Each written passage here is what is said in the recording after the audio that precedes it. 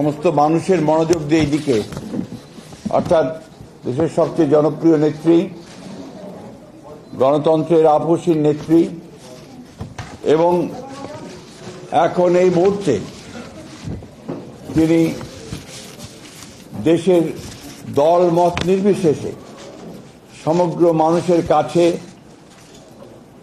যিনি একজন অভিভাবক হিসেবে পরিচিত এবং যার অসুস্থতার কারণে সারা দেশের মানুষ, প্রতিটি মানুষ তার জন্য দোয়া করছেন, তার রোগ মুক্তির জন্যে।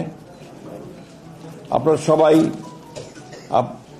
তার এই অসুস্থতা নিয়ে রাত দিন কাজ করছেন। আমরা সেই জন্য আপনাদেরকে আন্তরিকভাবে ধন্যবাদ এবং কৃতজ্ঞতা জানাচ্ছি।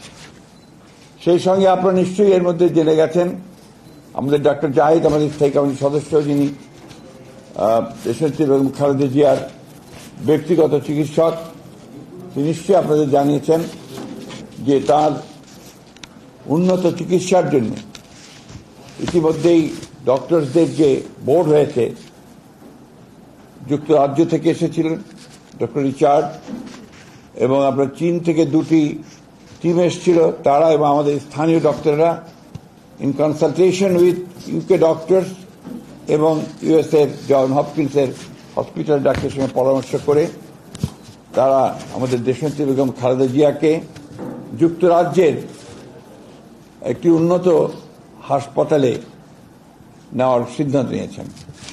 এতে আমাদের দলের ভারপ্রাপ্ত চেয়ারম্যান জনাব তারেক রহমান সাহেবও স্বীকৃতি জানিয়েছেন এবং তার চিকিৎসাও স্বীকৃতি জানিয়েছেন। আপনারা ইতিমধ্যে শুনেছেন যে ইতিমধ্যে আপনার কাতার আমির তার নিজের উদ্যোগে, তার মহানুভবতায় আমরা একটা অত্যন্ত উন্নত মানের এয়ার অ্যাম্বুলেন্স পেয়েছি, যেটা আজকে রাতের মধ্যে এখানে এসে পৌঁছবে এবং সম্ভবত খুব ভোরে দেশনেত্রী বেগম খালেদা জিয়াকে নিয়ে তারা যুক্তরাজ্যে চলে যাবে। আনুষঙ্গিক যে সমস্ত কাজগুলো দরকার সেই কাজগুলো আমরা সেরে ফেলেছি এবং এখান থেকে আপনারা এর মধ্যে শুনেছেন যে কারা কারা যাচ্ছেন, তার সঙ্গে একটি চিকিৎসক দল যাচ্ছেন। আর এই এয়ার অ্যাম্বুলেন্সটি অত্যন্ত আধুনিক একটা এয়ার অ্যাম্বুলেন্স, এর মধ্যে অপারেশন থিয়েটার থেকে শুরু করে সব ব্যবস্থাই রয়েছে।